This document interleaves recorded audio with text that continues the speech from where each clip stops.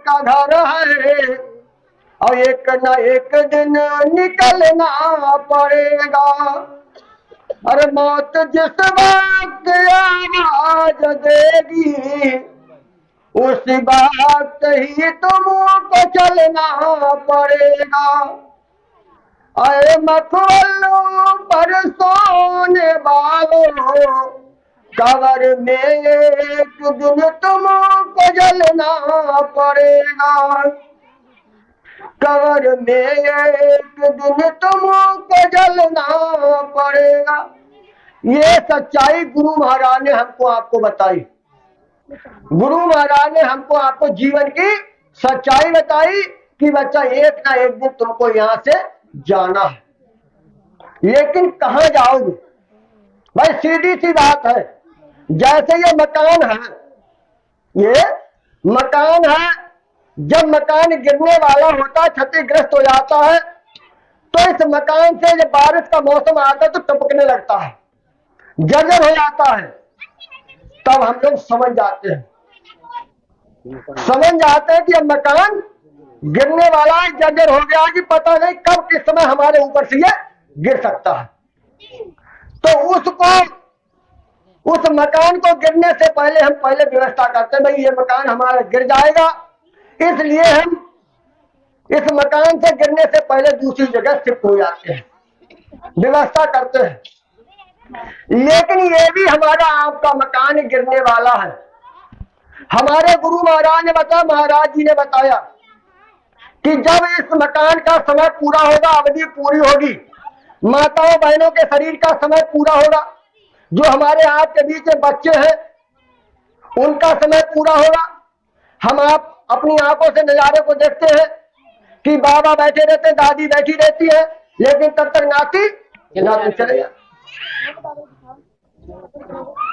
प्रेमी भाई बहनों, तो हमारे गुरु महाराज ने बताया, महाराज जी ने बताया कि इस शरीर का समय, कहीं हम खेत में कोई काम कर रहे हैं या कहीं रिश्तेदारी में जा रहे हैं, कहीं भी आप जा रहे हैं, जिस समय शरीर का समय पूरा हो जाएगा, मकान मालिक आएगा और अपना मकान खाली करा लेगा। ये कोई कथा कहानी नहीं हो रही, ना कोई किस्सा कहानी हो रही है, ये आत्म कथा है। ये अपनी कथा है कि हम कौन है, कहां से आए हैं और मौत के बाद हमको जाना है तो कहां जाएंगे। उस अवस्था में, उस घड़ी में हमारी आपकी कौन मदद करेगा? अंतिम घड़ी में, उस अवस्था में हमारी आपकी कौन मदद करेगा? प्रेमी भाई बहनों, हम कहां जाएंगे? कौन से मकान में जाएंगे? कौन से महल में जाएंगे? कौन सी झोपड़ी में जाएंगे? कोई हमने व्यवस्था की है, कोई इंतजाम किया? तो हम कहां जाएंगे? क्योंकि ये यहाँ का विधान है कि आया है सो जाएगा राजा रंग को फकीर, और एक सिंहासन चढ़ चला एक बने जात जंजीर। क्योंकि ये यहाँ का विधान है, जो आया उसको एक ना एक दिन सबको यहां से जाना है। प्रेमी भाई बहनों, हमारे आज के बीच में जब किसी की मौत होती है और मौत हो जाने के बाद में हमारे आपके जो सगे संबंधी हैं, परिवार के रिश्तेदार हैं, गुरु महाराज ने बताया कि एक दिन भारी भीड़ पड़ेगी, जम खून आएंगे धर लाख, और 12 दिन की तुम याद नितारी चार कहारमा ला देगा। तो हमारे आज के रिश्तेदार महाराज जी बताया करते हैं कि जिस समय शरीर का समय पूरा होगा और एकदम टेलीफोन खट जाएंगे, सूचना दे दी जाएगी कि हमारे दादाजी का स्वर्गवास हो गया, पिताजी का स्वर्गवास हो गया। आपको जिस मकान को बनाने के लिए आपने पूरा जीवन जो है दांव पे लगा दिया, बढ़िया मकान बनवाया, सारा काम किया, लेकिन जिस समय शरीर का समय पूरा हो जाएगा, जीव आत्मा इस शरीर से निकल जाएगी, आपको इस मकान में 1 घंटे के लिए भी कोई रखने को तैयार नहीं होगा, कोई तैयार नहीं होगा। जल्दी जल्दी डोली सजाएंगे, अर्थी को सजाएंगे, और जब अर्थी को लेकर के लोग चलेंगे क्या बोलेंगे पता है? लोग बोलते हैं कि राम नाम सत्य और सत्य बोले मुक्ति है। अब उस समय किसको बताते हैं? एक मुर्दे को सचेत करते हैं राम नाम सत्य है। हाँ, जब कोई वो जब जीवन चला गया, उसका समय उसका जो व्यर्थ में चला गया, तब हम लोग तो उसको बताते हैं कि राम नाम सत्य है और सत्य बोले मुक्ति है। जब आपको ये जानकारी थी, लेकिन हम आज आपको पहले से ही बताने के लिए आए हैं। जिस समय शरीर का समय पूरा होगा, अवधि पूरी होगी, धर्मराज की अदालत में आपकी जीवात्मा को पेश किया जाएगा। तब आपसे ये पूछा जाएगा कि क्या तुमको कोई बताने वाला नहीं मिला, समझाने वाला नहीं मिला? आप कहोगे भाई हमको किसी ने नहीं बताया, हमको कोई जानकारी नहीं मिली।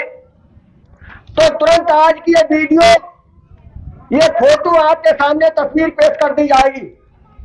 ताकि देखो, 18 मार्च को बाबा जयदेव जी महाराज के अनुयायी आए थे और उन्होंने ये जानकारी तुमको दी थी कि ये मनुष्य शरीर अनमोल है, बेहद कीमती है, किराए का मकान है और किस काम के लिए मिला है।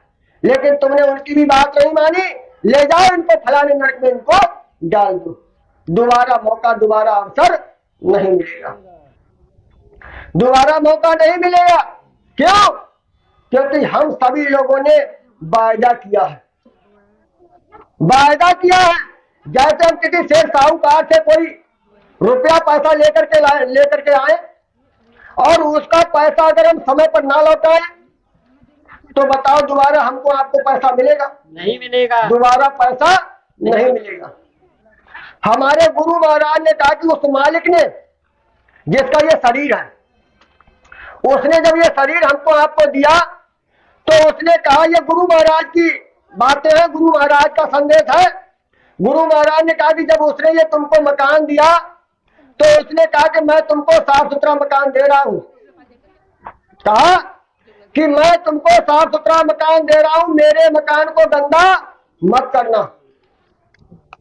अगर हम उसके बनाए हुए मकान को गंदा करेंगे, मैला करेंगे, प्रेमी भाई बहनों, जैसे हम लोग कोई बढ़िया मकान हो किसी का, अब जैसे इस समय गैस की किल्लत है और किसी के मकान में टाइल पत्थर लगा हुआ हो, और वो मकान मालिक अगर उसके अंदर आप चूल्हे से खाना बनाए, वो मकान मालिक आपको मकान देगा, किराए पर मकान देगा? नहीं देगा। उसी तरह से प्रेमी भाई बहनों, हमारे गुरु महाराज ने कहा कि उसने तुमको साफ सुथरा मकान दिया और कहा कि मेरा मकान गंदा मत करना। अगर प्रेमी भाई बहनों, उसके बना हुए मंदिर को रोज हम झाड़ू पोछा नहीं लगा सकते हैं, इसके अंदर मानव शरीर के अंदर भजन और भक्ति नहीं कर सकते हैं, तो उसके बनाए हुए मंदिर में गंदगी भी फैलाने का अधिकार हमको आपको नहीं है। हमको आपको ये अधिकार नहीं है। कहा क्यों? कहा कि जिस समय तुम मां के उदर में उल्टे लटके थे, मात गर्भ में औंधा लटका 9 महीने दुख पाया है, सुमिरूंगा मैं नाम तुम्हारा, ये कह बाहर आया है। बात करिए सिमरा की। कहे नर्तन अनमोल मिला है, बार बार नहीं पाएगा। अरे और लोगों संत शरण में काम यही एक आएगा। प्रेमी भाई बहनों, जब माँ के उदर में, माँ के पेट में उल्टे लटके हुए थे, सारा मलमूत्र, सारी गंदगी ऊपर से बह रही थी। उस समय बड़ी पीड़ा हुई हमको, आपको सबको पीड़ा हुई, और 9 महीने तक बड़ी पीड़ा हुई। तो उस समय हमारे आपके दर्द को कोई सुनने वाला नहीं था। उस समय हम लोगों ने प्रार्थना की उस मालिक से। कौन सी प्रार्थना की?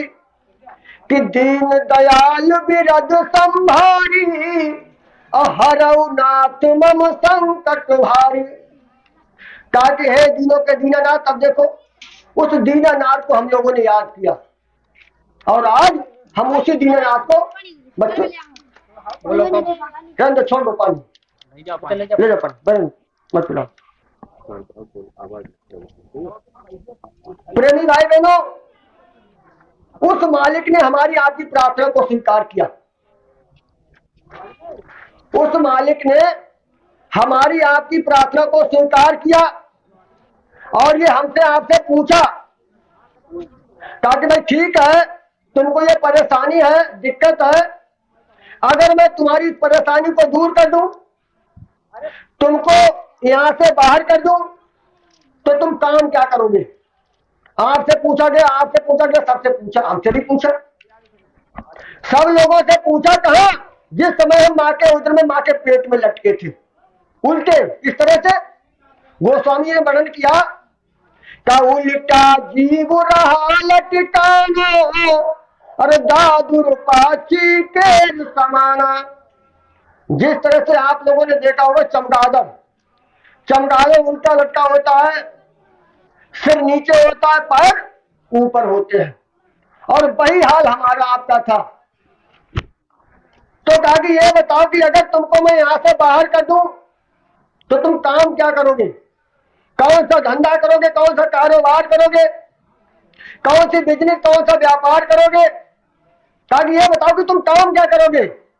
अगर मैं तुम्हारे ऊपर दया कर दूं, मौज कर दूं और तुमको यहां से निजात दिला दूं, तो तुम काम क्या करोगे फिर? तो हम लोगों ने क्या कहा ये पता है? सब लोगों ने, हम लोगों ने कौन सा वायदा किया? ताकि अब प्रभु कृपा कराऊ यही भांति और सब तजी भजन करें दिन राति। अब देखो, पहले हम लोग ये विचार करें, अपने हृदय पर हाथ रख करके ये विचार करें कि वास्तव में जो हमने वायदा किया है कि माँ के उदर में, माँ के पेट में जो वायदा किया है, क्या हम लोग उस वायदे को पूरा कर रहे हैं? नहीं भाई, जो वायदा हम लोगों ने माँ के पेट में उस समय मुसीबत की घड़ी में जो वायदा किया, क्या हम उस वायदे को पूरा कर रहे हैं? नहीं। और अगर वायदा पूरा नहीं कर रहे हैं तो क्यों नहीं कर रहे हैं? इसका कारण क्या है? इसका रीजन क्या है? बाहर इस पर चलने वाली नहीं है, आपको जवाब देना पड़ेगा। लेकिन हम काम क्या कर रहे हैं? हमने वायदा तो कुछ किया, लेकिन काम कौन सा कर रहे हैं? ताकि ऊंचे ऊंचे महल बनाए तुमने सुख से रहने को, और न जाने यमराज सिपाही कब आ जाए लेने को। तो वाहन महल खजाना सब कुछ पड़ा यही रह जाएगा, और ये नर्तन अनमोल मिला है बार बार नहीं पाएगा। और लोगों संत शरण में काम यही एक आएगा। अब हम कौन से काम में लगे हुए, कौन से धंधे में लगे हुए? केवल इस शरीर को आराम देने के लिए रात दिन जो है इसी मेहनत में लगे हुए हैं। केवल शरीर के लिए काम कर रहे, स्वार्थ के लिए काम कर रहे हैं। प्रेमी भाई बहनों, और इस शरीर का कोई भरोसा भी नहीं है। इस शरीर का कोई भरोसा भी नहीं है कि किस समय ये हमारा आपका कौन सा अंग काम ना करे, कौन सा अंग हमारा आपका काम ना करे, इस तरह हो जाए, कोई इसके बारे में हमको आपको जानकारी नहीं है। महात्माओं ने हमको आपको बताया, गुरु महाराज ने बताया, कहा कि अपना तो कोई है नहीं, अपनी सगीन देह। कहा जिस शरीर से हम लोग इतना प्रेम करते हैं, रात दिन इसके लिए तेल साबुन की व्यवस्था करते हैं, लगाते धोते हैं, लेकिन इस शरीर का भी कोई भरोसा नहीं कि कौन सा अंग किस समय हमारा आपका काम ना करे। प्रेमी भाई बहनों, उस समय हम क्या करेंगे? जब हमारी आपकी सांसों की पूंजी खत्म हो जाएगी। गुरु महाराज ने बताया, बाबा जयदेव जी महाराज ने बताया, ताकि अगल बगल जोधा खड़े सभी बजावे डाल, और मौज महल से ले चला ऐसा काल कराल। गुरु महाराज ने बताया कि पति के सामने पत्नी खड़ी रहेगी, पत्नी के सामने पति, 4 बेटे 6 बेटे, पूरा परिवार, हितू रिश्तेदार सारे लोग खड़े रहेंगे। लेकिन उस समय, उस मुसीबत की घड़ी में कोई काम आने वाला नहीं। हम लोग डॉक्टर के पास में जाते हैं, जाड़ा बुखार थोड़ा कोई भी बीमारी हो तो डॉक्टर के पास में जाते हैं तो डॉक्टर फौरन लिखवा लेता है कि कोई गारंटी नहीं है। आप 1 लाख रुपए काउंटर पर जमा कर दें, 2 लाख रुपए काउंटर पर जमा कर दें, लेकिन फिर भी मेरी कोई गारंटी नहीं है। लेकिन आज आप जिनके बुलावे पे आए हैं कि आज बाबा जयवंत जी महाराज का सत्संग होगा, फलानी जगह पे होगा, इनकी गारंटी है। डॉक्टर की गारंटी नहीं है, लेकिन इनकी गारंटी है। वो कैसे है? गुरु महाराज ने बताया, जिनकी आप सरू जो फोटो आप तस्वीर देख रहे हैं, इन्होंने कहा कि जिस समय उसी समय अंतिम घड़ी में, मुसीबत की घड़ी में, बेटा बेटी पति पत्नी कोई तुम्हारे काम नहीं आएगा। उस घड़ी में, उस मुसीबत की घड़ी में कोई देवी देवता तुम्हारे उस मुसीबत की घड़ी में कोई मदद नहीं करेगा। लेकिन गुरु महाराज ने कहा कि बच्चा, मैं तुमको उस मुसीबत की घड़ी में मिलूंगा और मैं तुम्हारी मदद करूंगा। प्रेमी भाई बहनों, ये बाबा जगदेव जी महाराज का वचन है। वो कब? जब इनको याद करोगे। गुरु महाराज ने कहा कि उस मुसीबत की घड़ी में यदि तुम जय गुरुदेव नाम को बोलोगे, याद करोगे, तो मैं तुमको उस भारी मुसीबत की घड़ी में तुमको मिलूंगा। क्यों? क्योंकि इस नाम में बहुत बड़ी पावर है। कोटि जन्म मुनि यतन कराई, अवंत नाम पुनियावत नाही। लेकिन मुसीबत की घड़ी में मिलेंगे कब और कैसे? एक राजा था और राजा के कोई संतान नहीं थी, कोई संतान नहीं थी। तो एक तांत्रिक के पास में राजा गया और राजा को बड़ी चिंता हुई, भैया हमारे बाद में राजपाट को कौन चलाएगा, हमारी गद्दी को कौन संभालेगा। तो राजा ने मंत्री को बुलाया, मंत्री से कहा, भाई ये बताओ, कोई ऐसा तांत्रिक हो, कोई ऐसा भगत हो जिसके पास जाने से हमको लाभ हो और हमारे घर में कोई संतान की उत्पत्ति हो जाए। तो एक तांत्रिक के पास में गए तो तांत्रिक से कहा, तो तांत्रिक ने कहा कि भाई अगर तुम कोई किसी बच्चे की अगर तुम बलि दे दो, किसी बच्चे की तुम अगर बलि दे दो तो तुम्हारे संतान की उत्पत्ति हो सकती है। राजा को लोभ लालच आ गया। राजा ने यह ढिढोरा पिटवाया अपने नगर में कि जो कोई एक अपना बच्चा दे दे उसको मुंह मांगी कीमत मिल जाएगी। तो एक घर में, एक परिवार में 4 बेटे थे। 3 बेटे जो अपने कारोबार में लगे हुए, वो माँ बाप का कहना भी मानते थे, कारोबार में लगे हुए। और एक बेटा जो था वो कहीं सत्संग की सूचना मिल जा, फलानी जगह की, फलानी जगह, फलानी जगह, वो वहां चला जाता था। घर वाले बड़े परेशान, ये तो रोज सत्संग में जाता रहता है, लेकिन ये हमारे बाद में कोई काम धंधा नहीं करे, अपनी घर गृहस्थी को कैसे चलाएगा। घर वाले उससे परेशान हो गए। परेशान हो गए जब राजा की सूचना मिली कि राजा ने ढिढोरा पीटा है, कि कोई अपना एक बेटा दे दे उसको मुंह मांगी दौलत मिल जाएगी। और वो गरीब परिवार था, उसके मन में लालच आ गया, और क्यों ना अपने इस बेटे को, नाकारा बेटे को राजा को दे दो। उसने अपनी प्लानिंग बनाई और राजा के दरबार में उस लड़के को ले जाकर के पेश कर दिया। पेश करने के बाद में प्रेमी भाई बहनों, पेश करने के बाद में राजा से कहा कि भाई ये पुत्र जो हम आपको देना चाहते हैं। कहा कि ठीक है। कहा कि बदले में जितनी आपको धन दौलत जरूरत है वो सारा खजाना हम आपको दे देंगे। खजाना ले लिया। खजाना लेने के बाद में प्रेमी भाई बहनों, बलि देने से पहले जो है अंतिम इच्छा पूरी की जाती है। उस लड़के से कहा कि भाई ये बताओ कि तुम्हारी कोई अंतिम इच्छा, अंतिम कोई ख्वाहिश। उस लड़के ने कहा कि हमारे लिए थोड़ी मिट्टी मंगा दिया, मिट्टी। कहा कि मिट्टी का क्या करोगे? कहा कि जरूरत है, मिट्टी मंगा दो। राजा का आदेश हुआ, कुछ मिट्टी मंगा दी और मिट्टी मंगाई प्रेमी भाई बहनों। तो उस लड़के ने 4 ढेरी बनाई, 4 ढेरी बनाई, जैसे 4 है तो 4 ढेरी बना दी, अलग अलग ढेरी बना दी मिट्टी की। और वो लड़का खड़ा हुआ, तांत्रिक एक तरफ बैठा, राजा एक तरफ बैठा और लोग बैठे। उसने जब ये चार ढेरी बनाई तो तांत्रिक भी परेशान किए, पता नहीं कि हमसे बड़ा कोई तांत्रिक है ही क्या। चार ढेरी बनाई और 3 ढेरियों में उसने पैर मार दिया। पहली ढेरी में पैर मारा, वो मिट गई। दूसरी ढेरी में पैर मारा, वो मिट गई। तीसरी ढेरी में पैर मारा, वो भी गिर गई। अब चौथी ढेरी का नंबर आया तो चौथी ढेरी के पास में जाकर के वो उसने हाथ जोड़े और आंख मूंद करके बैठ गया और राजा से कहा कि अब आपको जो करना हो वो करो।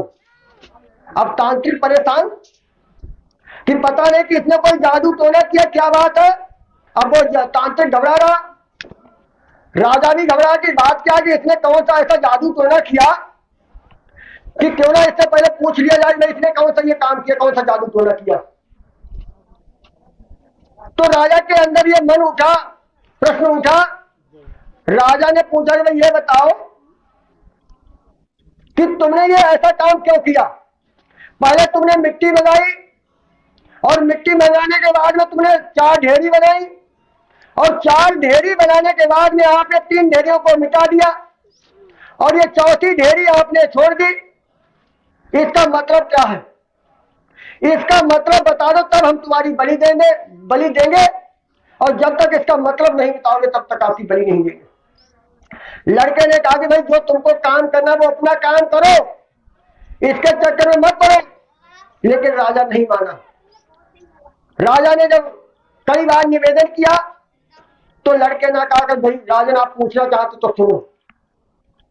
कहा कि 3 ढेरी किसकी थी? कहा कि पहली ढेरी मेरे माँ बाप की थी, पहली ढेरी मेरे माँ बाप की थी। हमारे माँ बाप का ये फर्ज बनता था, दायित्व बनता था। माँ ने हमको जन्म दिया और पिता ने हमारा पालन पोषण किया, उनका ये फर्ज बनता था। उन्होंने स्वार्थ में आकर के हमको आपके हाथ बेच दिया तो उनका ये फर्ज बनता था, दायित्व बनता था हमको बचाने का। जब उनने हमसे नाता तोड़ लिया तो मैंने उनसे भी अपना नाता तोड़ लिया। कहा दूसरी ढेरी? कहा कि दूसरी ढेरी ये हमारे चाचा ताऊ मामा फूफा जो सगे संबंधी रिश्तेदार है, का उनका भी ये दायित्व बनता था, फर्ज बनता था। उनका ये दायित्व बनता था, फर्ज बनता था कि हमारे माँ बाप के अंदर अगर बुद्धि नहीं थी वो लोग उनको समझाते, लेकिन उन लोगों ने भी नहीं समझाने की कोशिश की। तो जब उन लोगों ने हमसे नाता तोड़ दिया तो मैंने उनसे भी अपना नाता तोड़ दिया। कहा तीसरी ढेरी? कहा कि तीसरी ढेरी जो हमारे नगर का जो राजा है, हमारा राजा है, जो राजा है, राजा के लिए प्रजा जो होती है वो बच्चे के समान होती है। तो राजा के लिए कर्तव्य बनता था, फर्ज बनता था, दायित्व बनता था कि अपनी प्रजा की सुरक्षा करना। जब राजा ने भी अपना दायित्व छोड़ दिया तो मैंने राजा से भी अपना नाता तोड़ दिया। कहा कि ये चौथी ढेरी? कहा कि मुझे संसार में किसी के ऊपर विश्वास नहीं है, चौथी ढेरी मेरे गुरु की है। कहा कि चौथी ढेरी मेरे गुरु की है। क्यों? प्रेमी भाई बहनों, कि गुरु प्रसन्न चाहे सब जग रूठे और फिर भी उसका रोम न टूटे। गुरु राजी तो करता राजी, अब काल करम की चले नवाजी। गुरु की दया हो जाऊं बरो और बहे जीव है सबसे ऊपर। कहा गया मुझे किसी से कोई डर नहीं, किसी से कोई भय नहीं। अब मुझे तो केवल गुरु की ताकत है, गुरु के ऊपर विश्वास है क्योंकि गुरु ने भी वादा किया है। तो गुरु हमको आपको उस अंतिम घड़ी में कब मिलेंगे जब हमको आपको किसी से कोई आशा नहीं होगी।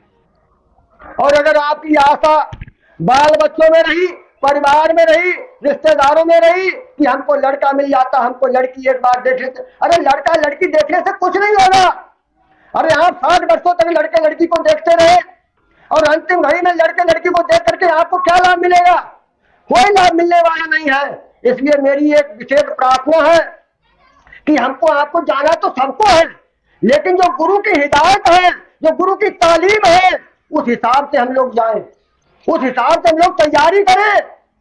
कोई भय नहीं है जाने के, अभी सबको यहाँ से जाना है, लेकिन जो गुरु का आदेश है उसी आदेश में हम लोग चले। उस समय, उस घड़ी में, उस मुसीबत की घड़ी में अपने बाल बच्चों को कभी याद मत करना। हम आपको हिदायत दे रहे हैं, हम आपसे प्रार्थना कर रहे हैं, बिल्कुल याद मत करना। और ना रोना, रोना तो केवल गुरु के लिए, अगर रोना तो केवल गुरु के लिए। आपकी जुबान बंद हो जाए तो ये याद कर लेना कि आज हमको 18 तारीख को क्या बताया था। जुबान बंद हो जाए, आंखें बंद हो जाए तो केवल गुरु की याद करना, गुरु महाराज को याद करना।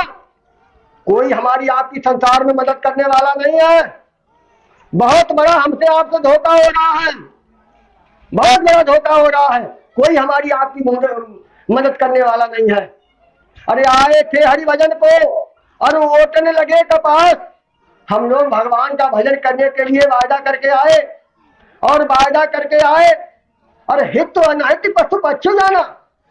अरे जो हम लोग काम कर रहे हैं, जो दिनचर्या हमारी आपकी बन गई है, अरे कौन सी दिनचर्या है कि इस पेट भरने के खातिर तू पाप कमाता निश्चित, केवल अपने पेट के खातिर स्वार्थ के लिए रात दिन काम कर रहे हैं। लेकिन प्रेमी भाई बहनों, हमारे आपकी कोई उस समय मदद करने वाला नहीं है। इसलिए भाई, जिन लोगों को गुरु महाराज ने नाम दान दिया है, जिन लोगों को गुरु महाराज ने नाम दान दिया है, उस समय अंतिम घड़ी में, मौत के समय, ये तो सबको मालूम है कि एक न एक दिन हमको आपको सबको जाना है, सबको यहाँ से जाना है। और जाने के लिए ये भाई ये सत्संग में क्यों आए हैं, हम लोग गुरु महाराज से क्यों जुड़े हैं, हमारा स्वार्थ क्या है? केवल हमारा आपका एक ही स्वार्थ है, और कोई स्वार्थ नहीं है कि हमको आपको और कोई चाह नहीं है कि हमको बाल बच्चे मिल जाए, हमको जो है धन दौलत मिल जाए। अरे धन दौलत मिलने से क्या हो जाएगा, कुछ हासिल होने वाला नहीं है।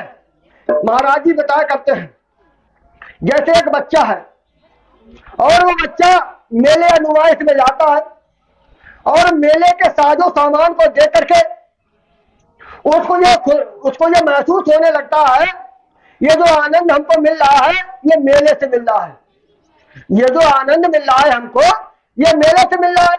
कहीं गुड़िया गुड़वा की दुकान, कहीं मिठाइयों की दुकान, उन दुकानों को देख करके बच्चा जो है ये सोचता है कि हमको ये यहाँ से खुशी मिल रही है, और भूल करके गलती से अपने पिता की उंगली छोड़ देता है।